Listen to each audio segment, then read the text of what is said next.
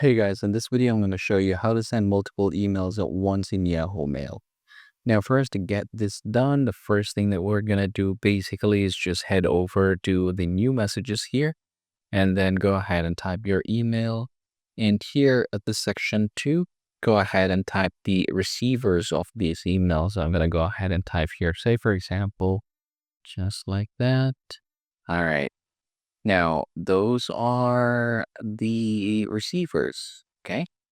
Multiple emails at once. And then from here in the subject, go ahead and type something here. I'm going to go ahead and put alignment just like so.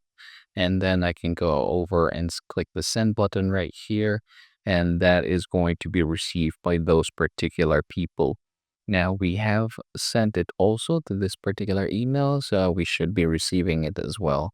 And yeah, these are all the receivers. Congratulations, everybody. That is how you're going to send multiple emails at once in Yahoo Mail.